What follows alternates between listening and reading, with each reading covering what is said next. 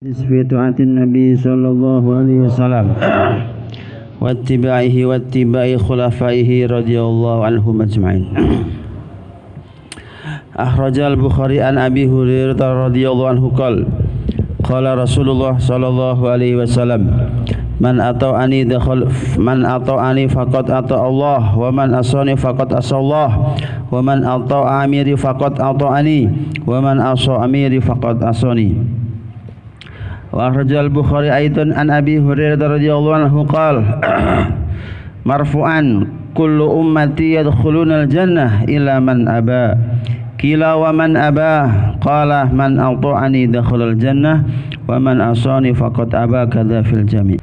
Bismillahirrahmanirrahim. Hadis-hadis tentang ketaatan kepada Nabi Muhammad sallallahu alaihi wasallam dan tentang mengikuti Nabi dan mengikuti para khalifah-khalifah atau pengganti-pengganti Nabi sallallahu alaihi wasallam. Imam Al-Bukhari mengeluarkan dari Abi Hurairah radhiyallahu anhu, ia berkata, telah bersabda Rasulullah sallallahu alaihi wasallam, barang siapa mentaati aku, maka sungguh ia telah taat kepada Allah Subhanahu wa taala. Dan barang siapa mendurhakai aku, maka sungguh dia telah durhaka kepada Allah Subhanahu wa taala. Dan barang siapa mentaati pemimpinku, maka sungguh dia telah mentaati aku. Dan barang siapa mendurhakai pemimpinku, maka sungguh telah dia bermaksiat kepadaku.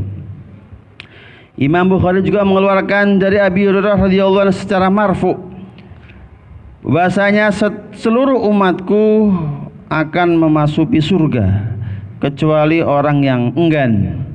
Dikatakan, siapakah yang enggan?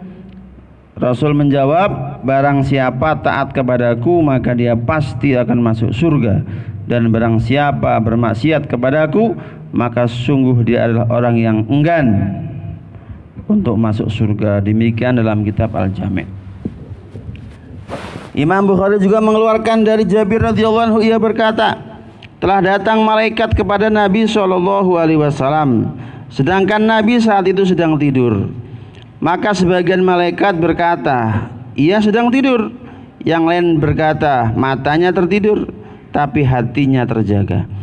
Maka para malaikat berkata, sesungguhnya untuk kawanmu ini ada permisalan, maka buatlah permisalan baginya. Maka sebagian malaikat berkata, dia tidur. Sebagian mengatakan lagi, matanya yang tidur tapi hatinya melek, hatinya terjaga. Maka malaikat berkata, buatlah untuknya satu permisalan.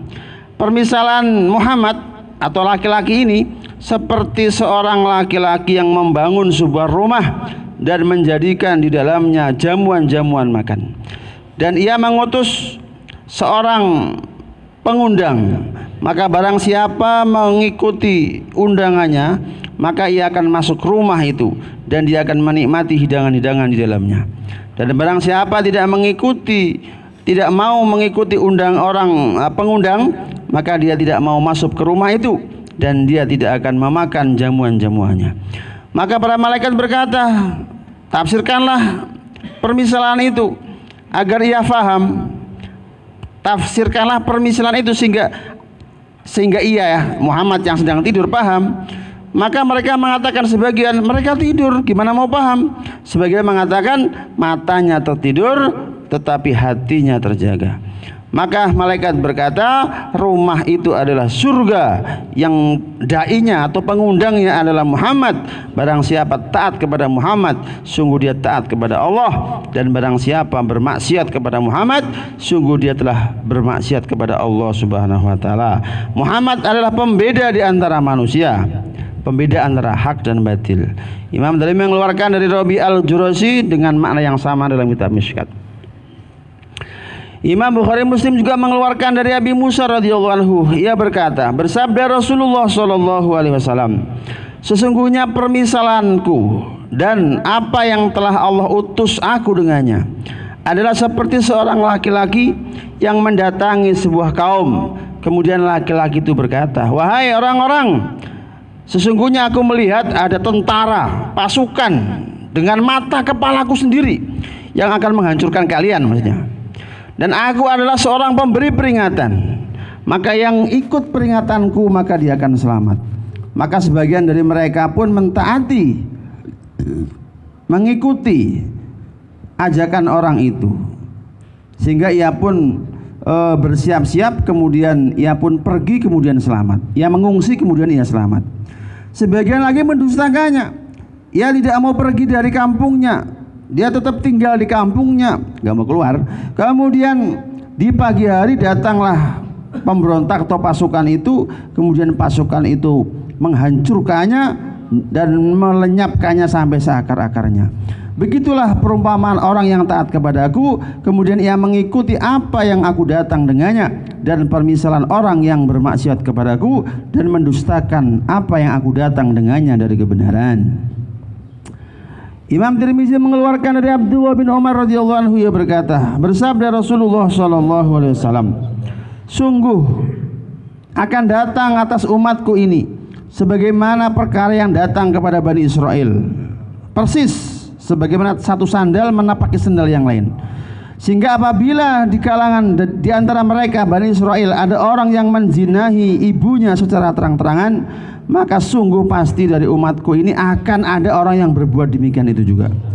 Dan sesungguhnya Bani Israel terpecah menjadi 72 golongan, dan umatku pun akan terpecah menjadi 73 golongan, semuanya dalam neraka kecuali satu golongan saja. Maka sahabat bertanya, siapa mereka ya Rasulullah? Maka Nabi bersabda, ia adalah apa yang aku ada di atasnya dan para sahabatku, apa yang saya kerjakan dan apa yang dikerjakan para sahabatku, itulah golongan orang yang akan selamat kelak di dunia sampai akhiratnya Allah Subhanahu wa taala. Intalah dari kisah ini nih, orang yang selamat itu ini orang yang ma'ana alaihi wa ashabi, apa yang dikerjakan aku dan dikerjakan para sahabat. Maka penting kita mendengarkan kisah-kisah sahabat sebagai jamin, karena ini jaminan ya, umat ini akan terpecah 73 golongan. Ini bukan 73 apa? NU, Muhammadiyah, apalagi Persis, bukan itu ya. Tapi memang ini sudah dikriteria oleh ulama, memang ada 73 golongan. Ini percahan dalam akidah ya, bukan dalam masalah fikih, dalam masalah akidah. Ada 73 golongan. Ulama ada yang merinci di sini. Pertama ada namanya orang Mu'tazilah. Ya, Mu'tazilah itu adalah sekelompok orang yang mengatakan bahwasanya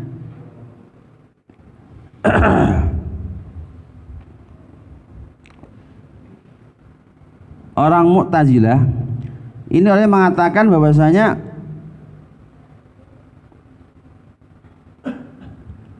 orang kalau beramal pasti masuk surga, kalau orang maksiat maka pasti masuk neraka. Ini hati-hati loh, ini kadang-kadang ada dalam keyakinan kita, keyakinan ini. Kalau saya sholat, ya saya beramal, saya pasti masuk surga. Kalau saya nggak sholat, tidak beramal, pasti masuk neraka. Ini termasuk golongan Mu'tazilah, keyakinan ini. Kalau saya kerja, ya, saya dapat duit. Kalau saya nggak kerja, saya nggak dapat duit.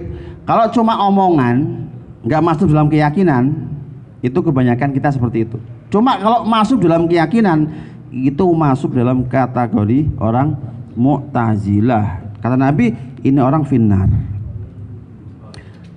Kalau saya makan ya pasti kenyang, kalau saya nggak makan ya pasti lapar. Ya, keyakinan seperti itu, itulah keyakinan Mu'tazilah, dan itu rata-rata ada dalam diri kita. Cuma kalau sekedar omongan, itu umumnya kita seperti itu ya. Kalau nggak makan ya lapar, kalau makan ya kenyang. Itu omongan orang Islam, cuma omongannya kalau sesuai dengan keyakinannya, itu namanya Mu'tazilah. Dan ini kata Nabi finnar, masuk di dalam neraka. Ini golongan ini ada sekitar 20 macam golongan. Ada 20 macam golongan, naudzubillahi min dzalik. Mungkin artinya apa? Makanya kita dalam 6 sifat itu ideal sekali ya. Pertama, la ilaha illallah Muhammadur Rasulullah. La ilaha itu menafikan segalanya. api tidak membakar, yang membakar Allah. Api ya tidak bisa, air tidak bisa menenggelamkan, yang menenggelamkan adalah Allah. Itu memang la ilaha illallah, keyakinan yang betul itu. Kemudian ada Muhammadur Rasulullah. Muhammad itu adalah ikhtiar kita sebagai seorang manusia. Lah, keyakinan yang memastikan seperti itu ini bahaya. Ya, ini adalah termasuk keyakinan Mu'tazilah. Kemudian yang kedua ada keyakinan yang namanya Syiah. Ya, Syiah itu orang yang berlebihan dalam mencintai baginda Sayyidina Ali radhiyallahu anhu. Saking berlebihan sehingga di antara mereka ada yang menuhankan Sayyidina Ali. Bahkan di antara mereka ini terpecah menjadi 20 golongan. 20 golongan yang terkenal ini, yang sampai sekarang ini biar saya terangkan biar kita sedikit ada wawasan aja. Yang sekarang yang paling terkenal namanya Syiah Imamiyah. Syiah Imamiyah itu Syiah yang 12 imam, Sayyidina Ali, Hasan, Husain, Ali Zainal Abidin, sampai nanti yang terakhir adalah keyakinan mereka adalah Imam Mahdi. Itu adalah imam yang ke-12 daripada ini Syiah. Dia berlebihan daripada mencintai Sayyidina Ali sampai kadang-kadang menuhankan Sayyidina Ali. Di antara mereka ini ada yang menganggap Allah ketika malaikat Jibril ketika menurunkan wahyu itu aslinya diberikan kepada Sayyidina Ali, salah sasaran ya, diberikan kepada Nabi Muhammad. Itu diantaranya ada yang namanya Syiah Sabaiyah karena dia ikut sama golongan imamnya namanya Abdullah bin Sabah. Ada namanya Syiah Zaidiyah, ini kalau di Pakistan itu banyak, ada Ismailiyah, ada Zaidiyah. Kalau yang sekarang di Iran itu Imamiyah yang paling banyak, di Irak ya, Imamiyah, Zaidiyah, Ismailiyah, Sahabiyah dan macam-macam. Dia berlebihan mencintai Sayyidina Ali sehingga sampai mengkafirkan sahabat. Jadi di antara keyakinan mereka ini, kalau kerjaannya kok menjelek-jelekan sahabat, ini pasti orang Syiah. Ya, cuma ada 4 saja sahabat yang tidak dianggap kafir oleh mereka. Pertama siapa? Sayyidina Ali. Yang kedua Salman Al-Farisi. Yang ketiga Abu Dzar Al-Ghifari. Yang ketiga Miqdad bin Al-Aswad. Dapat kan sering dengar kita kan? Ini sahabat kan semua. Ini 4 orang ini yang tidak masuk dalam kategori orang yang kafir versi mereka. Naudzubillah min dzalik. Kalau kita ada menjelek para sahabat ini, masya Allah, ini tidak di bawahnya. Kemudian ada golongan ketiga namanya golongan Khawarij. Khawarij ini golongan yang berlebihan dalam mengkafirkan Sayyidina Ali radhiyallahu anhu. Ketika Sayyidina Ali terjadi perpecahan dengan Sayyidina Muawiyah, ya, terjadilah 2 kelompok. Ya, ketika terjadi 2 kelompok ini perbedaan pendapat biasanya ini timbulnya akan terjadi. Lah, ketika 2 kelompok ini berpisah, maka ketika perang Siffin, ini sedikit saya terangkan. Perang Siffin itu perang antara Sayyidina Ali dengan Sayyidina Muawiyah. Ini ketika Sayyidina Muawiyah sudah mulai kalah, maka satu panglima perang yang namanya Abdullah bin Amr bin As. Ini kita nggak usah ya, sahabat semuanya suci, semuanya bersih. Apa yang dikerjakan sahabat ini sejelek apapun ini sudah ditanggung, Allah akan diampuni dosanya. Ini sekilas cerita saja. Lah ketika mau kalah maka Abdullah bin As pinter, ahli siasat, maka dia angkat Quran di atas tombak. Artinya apa? Dah kita selesaikan dengan kitab Allah, dengan Al-Quran, jangan dengan peperangan. Ya, lah di antara pengikutnya Sayyidina Ali ada yang setuju, ada yang tidak. Di antara Sayyidina Ali nggak setuju sebetulnya. Wah, ini taktik perang. Ya, perang itu penuh dengan taktik. Tapi sahabat jiwanya jangan, ini kita lah, ini saudara kita, jangan sampai tumbuh pertumpahan darah. Hanya disetujuilah damai, kemudian mengadakan satu namanya konvensi tahkim, pengangkatan Amirul Mukminin untuk jadikan satu. Ya, maka setelah diangkat, disitulah ada terjadi main politik sehingga Sayyidina Ali diturunkan, Sayyidina Muawiyah naik jabatan. Sehingga mulai saat itulah Sayyidina Ali mengeluarkan satu pepatah kata yang sangat terkenal. Ma dakhalat asya satu fisa ilah afsadathu, tidaklah satu siasat politik memasuki dalam satu perkara, pasti politik itu akan menghancurkan perkara itu. Itu dimulai dari sini. Lah, ketika terjadi tahkim ini ada orang yang nggak setuju dengan pendapatnya Sayyidina Ali. Dia keluar dari kelompok Sayyidina Ali sampai mengkafirkan Sayyidina Ali karena menerima konferensi tahkim tadi. Inilah namanya kaum Khawarij yang kerjaannya memisah, mecah belah. Paling ini orangnya berdebat, ini orang Khawarij ini. Ali ibadah semua, ya, sampai jidatnya hitam-hitam, dikatakan sampai kepalanya, ya. Pokoknya nggak mikir dunia, nggak mikir apa-apa, hebat-hebat. Cuma karena di situ ada sifat memecah belah umat, sampai apa dikatakan sejelek-jelek umat sama Sayyidina baginda Nabi Muhammad SAW. Ini dulu sering kita dengar banyak mulai apa Pak Uzairon. Ta'ala. Jadi orang yang berlebihan mengkafirkan Sayyidina Ali. Ini juga ada 20 firqah, 20 rombongan, 20 pecahan. Ya. 20 sampai kan 60. Kemudian yang terakhir ada kaum namanya kaum Murji'ah. Kaum Murji'ah ini orang yang mengatakan yang penting kan punya iman, sedikit maksiat nggak apa-apa lah. Ya, kadang orang yang menyepelekan kemaksiatan, yang hati-hati nih. Ini Murji'ah. Dia menganggap nggak masalah maksiat, yang penting ada pada iman. Sebagaimana layang fau mal kufri tu'atun wahya, sebagaimana kekafiran itu tidak akan ada artinya, tidak akan memberikan manfaat disertai dengan ketaatan. Orang kalau dia kafir, taatnya kayak apa, maka ketaatannya tidak sedikit pun tidak memberikan manfaat kepada orang. Orang kalau tidak punya iman, orang nggak punya iman, sedekah dia, sholat dia, zakat dia, puasa dia, sama sekali tidak ada artinya. Maka dibalas sama dia. Begitu pula juga dia, kalau dia orang beriman, maka maksiat apapun tidak akan membahayakan dirinya. Ini kaum Murji'ah, dibalik seperti ini, termasuk kata Nabi finnar, naudzubillahi min dzalik. Kemudian yang terakhir adalah namanya kaum Najariyah. Orang Najariyah ini orang sesuai dengan ahlu sunnah dalam segi perilaku, tapi dalam sifat-sifat Allah, ya, dalam segi keyakinan kepada sifat ketuhanan, seperti kaum Mu'tazilah.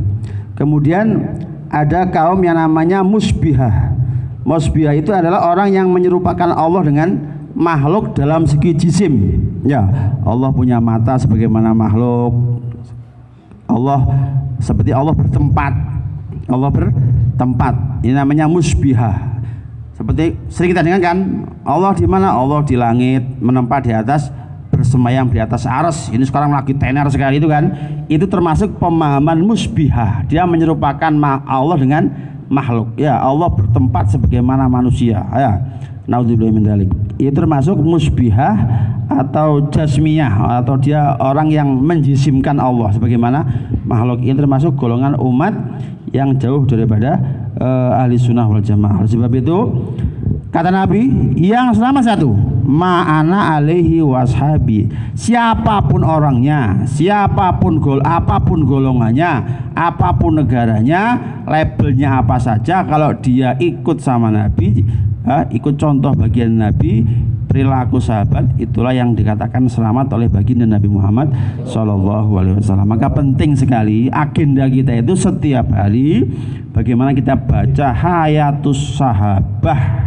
Ya, takaza kita setiap pribadi adalah baca kitab hayatus sahabat, kehidupan sahabat, sehingga betul-betul hidup kita itu betul-betul sesuai dengan orang-orang yang telah jelas nyata dijamin surga oleh Allah Subhanahu wa ta'ala. Semoga diri kita, anak istri kita, keluarga kita, kawan-kawan kita, ahli kampung kita, ahli masjid kita, ahli rumah kita, ahli madrasah kita, semua diistiqomahkan dalam iman, diistiqomahkan dalam amal, diistiqomahkan dalam dakwah, mati dalam keadaan husnul khotimah. Amin ya rabbal alamin.